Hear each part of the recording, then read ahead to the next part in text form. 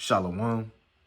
First and foremost, I want to give all praises, honor, and glory unto Yahweh, Bahashem, Yahweh Shai, Bahashem Rachakwadash. Double honors to the apostles and elders of Great Millstone, and peace and blessings to all you Akim out there pushing his word with all truth and sincerity, and to all you believers out there who believe in the gospel. It's the brother Quara Abad from the GMS Houston camp. I just want to go into a quick lesson, as always, Lord willing, to be edifying. But as you see on the screen, it says the 10 most powerful families in the world. Because this lesson that I want to touch on is that when we come into our rulership, speaking of us as the Israelites, which consists of the so-called blacks, Hispanics, and Native Americans, when our Lord Yahweh Shai come back, and destroy these, the current rulers of this world, take out the current kings, the current rich families and powerful families. In other words, the elite of this world, then Yahweh Shai and his people will rule.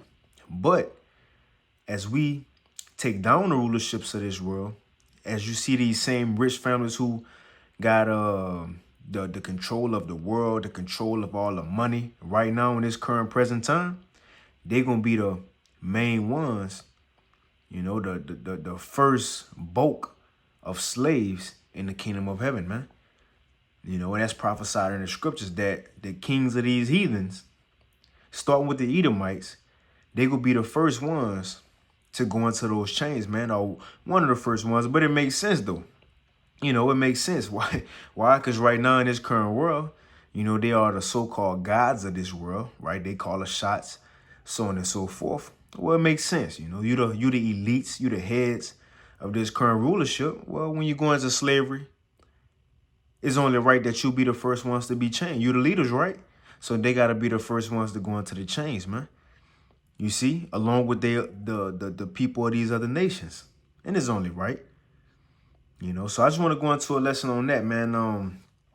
Just want to go through a couple of these families. And it's not all of them. It's not all of them. As you see right here, it's the Rothschilds family.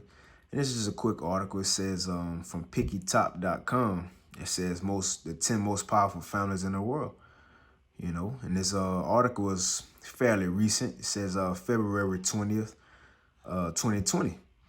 And it don't have every single rich family or every single elite family on this article either, because everybody, we know about the Rothschilds or the Rockefellers, but even with that, a lot of rich families not known. They behind the scenes. They put up guys of the likes of Bill Gates and Warren Buffett and Jeff Bezos and say they're the richest men of the world. Well, if you know Esau, he work in secrecy. That's why he got a thing called a secret society. He don't want people to know what he truly have, man. And these are the people, the rich of the world. The rich of the world. I just want to go into a quick lesson, man. As the Israelites get saved, we go up into the chariots. And when we come down from those chariots, we're going to take over the world. Like it says in Daniel 7. The saints shall take the kingdom, man. We're going to take the kingdom because these rich families, they're going to be in their underground bunkers, underground. Like they say, the phoenix rise from the smoke. They thought is that after the missiles be set off, and things clear up after a certain period of time, they're going to come out their bunkers and, rejuvenate the world in their likeness. But that's not going to happen, man. As the elect get beamed up into the chariots, get crowned, had that wedding feast with the Lord Yahweh Shai. Eventually, we're going to have to come back down and grab them up out their bunkers, put chains on them, and bring them to the Lord Yahweh Shai. And that's going to start the 1,000 years of hardcore slavery, man. All the heathens, not just Esau, all the heathens, man. And we're gonna go into the, the process of what I'm speaking of, with the couple of precepts I got, So Lord willing, this lesson be edifying. I'm on my Elder Malcolm, on my Elder Malcolm shit today. Got the, the phone recording the screen, but on the computer. But nevertheless, I'll hop into it. I'll read a couple of these families, and we'll get into it. But again, the article is the top 10 most powerful families in the world. And again, this is the Rothschilds family, which is the most powerful family in the world, right? Which are Edomites, Amalekites, the top tribe from Esau. But it says here, we won't be talking about family fortune, but their influence on overall economies and geopolitical landscape. In other words, the rulers of the world, where it says right here, if so, you might ask, who rules the world? It says, while money has a crucial role in deciding their real powers, their impact on influential individuals can make anything possible. And these leaders of this current society, they are the ones who truly call the shots. It's not Donald Trump or Joe Biden or Kim Jong-un or Putin. No, they are just the faces of the people who truly call the shots. Because again, these people work in secrecy. They don't want you to know how much money they have. They don't want you to know how much power they have, man. So they set up puppet leaders to speak certain words, to make certain laws and decrees, but really it's come from these rich people, man. And again, like I said, I want to go into how they gonna be the first ones bound. But we got number 10. Again, I'm not going to no specific order. I just typed in, 10 most powerful families. So you got the Crump family. You got the Oppenheimer. And the Oppenheimer family is one of the most powerful families. It says Oppenheimer family owns a significant stake in the top companies in the world, which hold a large share of all minerals worldwide. And minerals, that's a lot of wealth in that, man. And they hold a large share of it. It says family-owned brands such as De Beers and Anglo also dominate the world's gem, platinum, and gold industry, right? It says the Pritzker family. It says the Pritzkers are one of the richest families in America. And again, it give you some families in America, but we speaking of worldwide, global dominance, man. It goes into their own certain hotels, this and that. You got the Koch family, right? It says Koch Industries primarily operates in manufacturing, pulp, paper production, chemical equipment, ranching, financial, commodity trade, investment sectors, energy, fiber, intermediates, polymers, so on and so forth. Like you got your Koch cheese, Koch minerals, Koch pipeline, Koch fertilizer, so on and so forth. Well, this is the family for that. Right, next we got the Bush family. And again, this proves that this is not giving you the true elites, because the Bush, this is like a man. Like a man, huh? Like a whole nigga. But, because the Bush family is lesser luminaries. Yeah, they of the so-called elites, but they a tier or a couple tiers down from the true elites as far as the Rothschilds. You got the Morgan family, J.P. Morgan, so on and so forth. Walton family. This is the family who owns Walmart, who owns Walmart. You got the House of Side. And again, it ain't just Esau. It ain't just Esau. Esau the main ones because this is their rulership. But also you have other people because the other heathen kings will go into slavery as well. Right? And it said the House of Side, that's where you get the name Saudi Arabia from, named after their family. And you got the Windsor, which is the, you got the king and Prince Harry, in British. And then number one, you got the Rothschilds, you see, who pretty much own everything. You got the DuPonts. I just put it up. DuPont, they're another powerful family. And you got the Gettys. You see, I just wanted to run through that to show these are the main ones who will be taken into slavery. And when they be taken into slavery, then their nation will follow, man. Just like as the scripture says, I'll get it real quick. Exit out some of these, and we'll get into the lesson. Come on, man. Here we go. Because this is what's going to happen. Once they go into slavery, then everybody else from their nation go follow.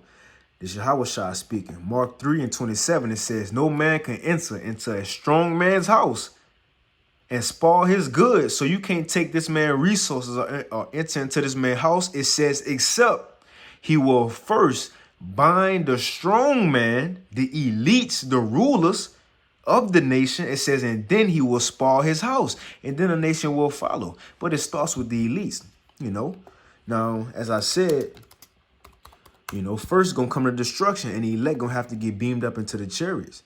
And I get that, then eventually we're gonna have to come down, and that's when we gonna bind their kings with chains, man.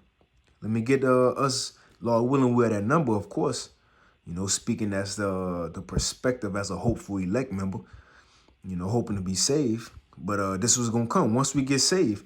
Revelation 11:12, it says, and they heard a great voice from heaven, talking about the elect, mainly the prophets. Because if you read right here, verse 11, it says, And after 3 days and a half, the spirit of life from the Most High entered into them. The Holy Spirit gave us the understanding again of who we are, you know, the right way, the right path.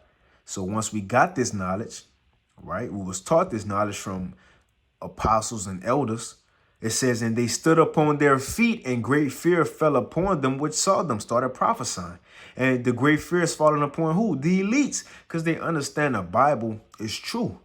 The Bible is true, and they know when they see the prophets, that's the beginning of the end of a certain kingdom. And well, the elites of Esau know they're ruling right now, and they seeing the prophets outstanding on the highways and hedges prophesying, exposing their wickedness, and fear is falling upon them. And next it says, and they heard a great voice from heaven saying unto them, come up hither. And they ascended up to heaven in a cloud, and their enemies beheld them.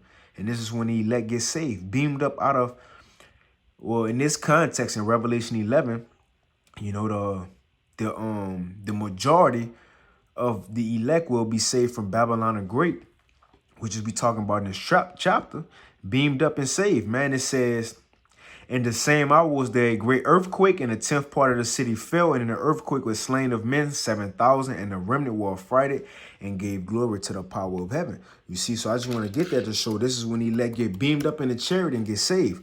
And now if you get, matter of fact, Isaiah 26, you know, because the elect will be in the chariot, you know, get crowned, as it says in 2 Ezra 2, had a wedding feast of the Lord. That's why I say right here, Isaiah 26 and 20, come my people, enter thou into thy chambers, and shut thy doors about thee. Hide thyself as it were for a little moment until the indignation be overpassed. So the elect will be in a chariot waiting for the destruction to overpass. You see, till things die down, in other words. Because again, everybody in the world, when Yahweh Shai come back, the missiles be shot off, the whole world ain't gonna get destroyed. The main destruction will be in Babylon the Great, America, which is the lake of fire. You see? And also the land of Israel will get destroyed. And whatever parts of the world the Most High have planned to get destroyed. But everybody won't be dead in the world. It's still going to have people living in the world, man. And again, you will have people in underground bunkers, so on and so forth. They're going to have to be taken out of them and put in the chains, man. You see? But as we're in those chariots, it's going to come a time when we're going to be brought out of those chariots. And like I said, again, well, let me get that real quick. In Daniel 7. This is Daniel 7. Just to prove what's going to happen when we get out of those chariots. This is Daniel 7 and 18. It says, but the saints of the Most High shall take the kingdom and possess the kingdom even forever and forever, man. So once we come out of those chariots, it's going to be time for us to take our rulership. And that's what takes me to this. Revelation 21 and 1. It says, and I saw a new heaven and a new earth. For the first heaven and the first earth were passed away, and there was no more sea. That's the point. And I, John, saw the holy city, New Jerusalem, coming down from the Most High out of heaven. And it's not talking about an actual kingdom, you know, descending from heaven, you know, with streets and paved with gold and actual, you know, cities built up. Because remember, the Lord Yahweh Shai said, I believe it's in Luke 17, around the 20th verse, you know, when the wicked scribes and Pharisees asked them when the kingdom of the Most High should come. And what was the Lord's response? He said, the kingdom don't come with observation, lo here or lo there, but the kingdom is within us. In other words, he said, you ain't gonna see the kingdom actually coming, right? But it starts with the truth within you. So right here, it can't be talking about a literal kingdom floating out of heaven. What is this talking about? Because we are the kingdom, he said, is within us, right? This is talking about the elect coming down out of the chariots, man. Let's read it again, because it's going to prove it at the latter part of this verse. It says, and I, John, Revelation 21 and 2, and I, John, saw the holy city, New Jerusalem, all we are people before a place, coming down from the Most High out of heaven, prepared as a bride adorned for her husband. Aren't the elect called the bride of Yahweh Shai? What the Apostle Paul said, that he want to present us as what? A chaste virgin, right? This is 2 Corinthians 11:2. For I am jealous over you with godly jealousy, for I have espoused you to one husband, being Yahushua, that I may present you as a chaste virgin to Mashiach. So this virgin that is talking about, or this bride, is the elect, man. Matter of fact, bride have made herself. Here it is. Let's prove that. Revelation 19:7. It says, let us be glad and rejoice and give honor to him, for the marriage of the Lamb is come, and his wife have made herself ready.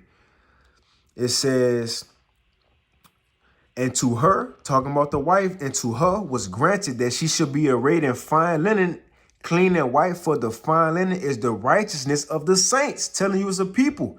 So this bride is the elect, start with the 144,000 prophets and a great multitude who believe of Israelites. So this is the elect coming down out of heaven. Now, when we come down out of heaven, it ain't just going to be we just coming down.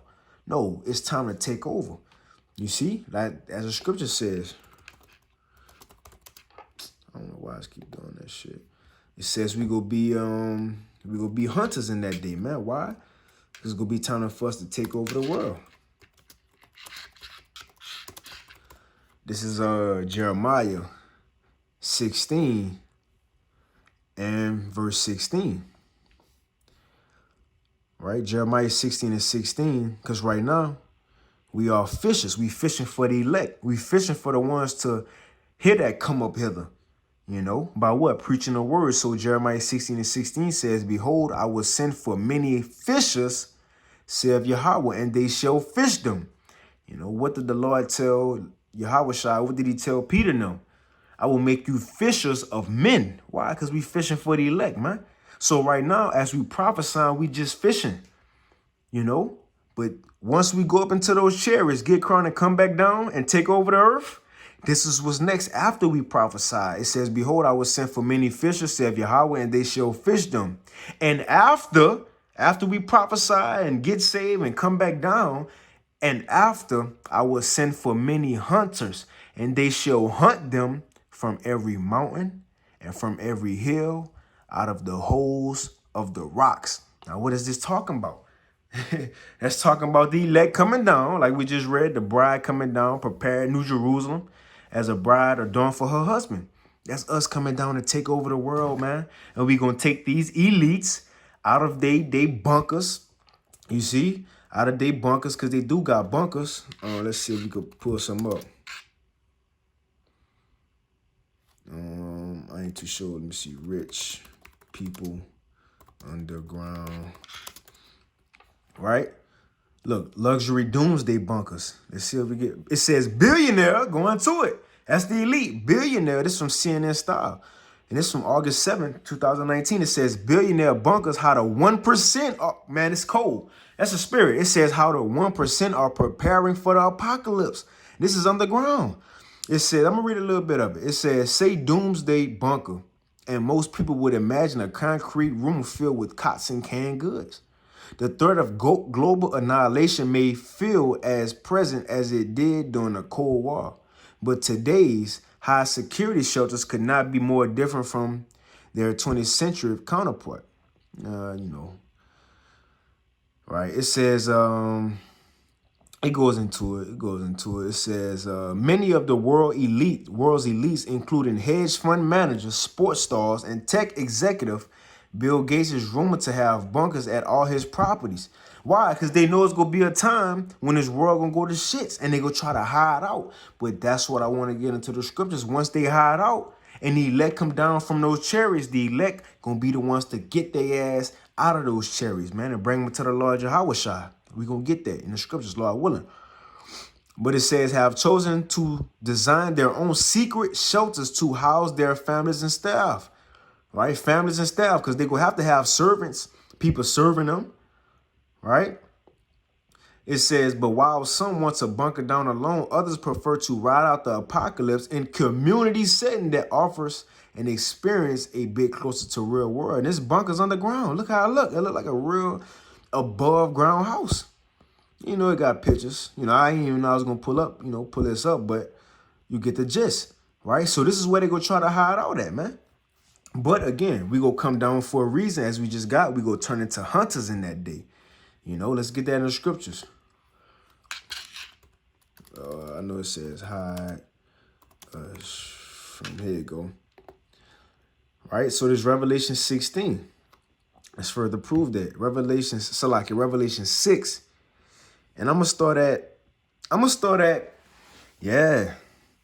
Yep, I'm gonna start at 12. It says, and I beheld when he had opened the sixth seal, and lo, there was a great earthquake. Talking about when those missiles touched down, it's gonna shake the earth. It says, and the sun became black as sackcloth of hair, and the moon became as blood. Why? Because the smoke from these missiles, you see, so much smoke is going to darken the skies. I believe that's in Joel 2 as well. It says, and the stars of heaven fell unto the earth. Talking about the missiles, even as a fig tree casteth her untimely figs when she is shaken of a mighty wind. And the heaven departed as a scroll when it is rolled together. Those mushroom clouds on the missiles hit. You know, it says, and every mountain and every island were moved out of their places. This is the point. And the kings of the earth, the elite, right? The 1%, what we got right here, right? You see super rich building doomsday bunker, man. So it says, and the kings of the earth and the great men and the rich men and the chief captains and mighty men. All the men with status. But remember, we just got in this article through the spirit how they going to have staff in there, people serving them. So it also goes on to say, and the kings of the earth and the great men and the rich men and the chief captains and the mighty men and every bondman and every free man. This is the servants. The bondmen, they the servants for the elite. Free man, they will be serving up in there, man. And what did they do? It says, hid themselves in the dens and in the rocks of the mountains, in their underground bunkers, man. Whether it's in the mountains or whether it's just on a regular ground. And said to the mountains and the rocks, fall on us and hide us from the face of him that sitteth on the throne and from the wrath of the Lamb. For the great day of his wrath is coming. Who shall be able to stand? That's talking about the coming of Yahushua. That same thing we read in Revelation 11 when he said, come up hither. So when the day of Yahushua draw closer, this when the elites go into their bunkers, right? So let me grab this now. They hid themselves in the rocks. I think it's in Amos 9. Let me see. Amos 9. Yep. And 2, it says, though they dig into hell, though they go into their bunkers, it says, thence shall my hand take them out. the elect will come get them out once they come down from those chariots in that Revelation 21. It says, though they climb up to heaven, thence will I bring them down, man. Space stations. You already see Elon Musk trying to go into space. Well, look, the Lord gonna find you. I forget where, I know it's Psalms 130, around the 130s, but it said, wherever you go, the Most High there. If you go in the sea, the Most High in the sea. You gonna have underground cities in the sea, he there. Once you go into the heavens, he there. Wherever you at, the Most High there. You see? And he go send his men to get you. It says, and though they hide themselves in the top of Carmel, I will search and take them out thence. And though they be hid from my sight in the bottom of the sea, thence will I command the serpent, and he shall bite them. Leviathan. You see? Right? Right? He says, and though they go into captivity before their enemies, thence will I command a sword, and it shall slay them. And I will set my eyes upon them for evil and not for good, you know? But let me get this real quick, because this is the whole point of the lesson of what I wanted to get. Psalms 149. Because after we go into those bunkers, after we come down from the chariots, Lord willing, we're that number, come down from the chariots with the crowns, new bodies, spiritual power. We're going to go to these mountains, to the underground bunkers, and grab these elites up. And this was going to happen. Psalms 149 and 1. Praise ye Yahweh. Sing unto Yahweh a new song in his praise in the congregation of the saints. Let Israel rejoice in him that made him. Let the children of Zion be joyful in their king. Once we see Yahweh, man, we will be joyful in the Lord. Finally, man. You know, like I said in Thessalonians, then we get beamed up and meet the Lord in the air. So shall we ever be with the Lord. You know, it says, let them praise his name and dance. Let them sing praises unto him with timbrel and harp. For Yahweh taketh pleasure in his people. He will beautify the meek with salvation. So the subject matter is us being saved. Now, when we be saved, it says, let the saints be joyful in their glory. In glory, let them sing aloud on their beds, because we go be in our rest. Let the high praises of the Most High be in their mouth and a two-edged sword in their hand. Why? To execute vengeance upon the heathen and punishments upon the people, to bind their kings with chains and their nobles with fetters of iron, man. The kings of the nations, going back to we gonna pull these kings and nobles out of these bunkers, billionaires, right? Trillionaires, to bind their kings with chains and their nobles with fetters of iron, to execute upon them the judgment written. This honor have all his saints, praise ye the Lord, man. You see? Right? Let me go back to it. Right? These are the main ones we go bind with chains. They kings, the nobles, the high ranks of the nations. And then the nations go follow. Well, let's prove that. Then the other nations gonna follow. Right? Everybody else gonna follow. Let's get that in Psalms. And I'll wind it down. I just want to go into this, Psalms 2. And it says, Psalms 2 and 6, it says, yet have I set my king upon my holy hill of Zion. Talking about Yahweh Shai, I will declare the decree. Yahweh said unto me, thou art my son. This day have I begotten thee. Ask of me, and I shall give thee the heathen for thine inheritance, and the uttermost parts of the earth for thy possession. So the heathen go be our inheritance, man. Well, this was given to Yahweh Shai. It says, thou shalt break them with the rod of iron, thou shalt dash them in pieces like a powder vessel. But not just given to Yahweh Shai, because as you said, we join heirs. So when Yahweh Shai received this, we gonna receive it as his chosen people, man, starting with the elect. Let's prove that. Revelation 2 and 26. I'm gonna start at 25. It says, but that which ye already have, hold fast till I come. What do we already have? This truth. Faith. It says, and he that overcometh and keepeth my works unto the end, to him will I give power over the nations, and he shall rule them with the rod of iron. As the vessels of a potter shall they be broken to shivers, even as I received of my Father. You see, so whatever Yahweh Shai get, which are these heathens, starting with the elites, we gonna get it too, man. We gonna get it too. And but look, going back to the point, once we grab them out of their bunkers, once we get them from the holes of the earth, so on and so forth, we go bind them with chains, and we gonna take them to the Lord Yahweh Shai. Right? So it says, this 2 Ezra 13 and 12, it says, and afterward saw I the same man come down from the mountain, talking about Yahweh Shai coming down off his chariot. When he come back, it says, and called unto him another peaceable multitude, and there came much people unto him, whereof some were glad, the elect, and some were sorry. And some of them were bound. That's the kings, man. That's them kings we're going to have bound, man. Of course, the other heathens who's still alive across the world. Remember, we was talking about in Psalms 149, binding their kings with chains and their nobles with fetters of iron, man. So it said that there came much people unto him, whereas some were glad, some were sorry, and some of them were bound, and others, some brought of them that were offered. Then was I sick through great fear, and I awakened and said, you see, right? So we're going to bring them to the Lord Yahweh Shai. What he said, bring them hither and slay them before me. But everybody ain't going to be slayed. I just want to get this. Luke 19 and 27. It says, but those mine enemies, which would not that I should reign over them, bring them hither. We're going to bring them to Yahweh Shai and slay them before me. That's going to be some rebellious Israelites and also these heathens. But mainly, we're going to gather them for the point of this right here, and I end it. Because this is going to be getting they 1,000 years of slavery, man. Start with their leaders, right?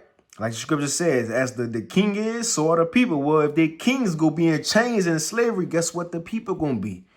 In chains and slavery. This is Isaiah 14 and 1. For Yahweh will have mercy on Jacob and will yet choose Israel and set them in their own land, and the strangers shall be joined with them, and they shall cleave to the house of Jacob. Talking about once the Most High save all Israel, right?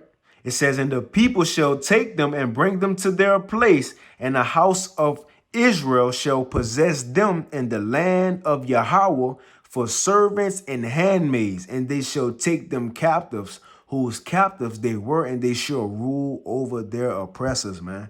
So once we bind them with chains, we're going to rule over our oppressors forever, especially for that 1,000 hardcore years of slavery. Then Esau will get exterminated, and we're going to lay down the law forever, man. And it says, and it shall come to pass in that day, saith Yahweh, that Yahweh shall give thee rest from thy sorrow and from thy fear and from thy hard bondage wherein thou was made to serve. And that's when we going to rest. And once we rest, that's when these other heathens, they will have to feel that wrath, man. You see? But it's going to start with binding their kings with chains. You know, but Lord willing, I just want to touch on that, going to that, real quick. Lord willing, this lesson was edifying. I want to give all praises, honor, and glory unto Yahweh, by Hashem Yahweh Shai, by Hashem Chakwadash. Double honors to the apostles and elders of Great Millstone, and peace and blessings to all you Wakim out there, pushing this word with all truth and sincerity. And with that, Shalom.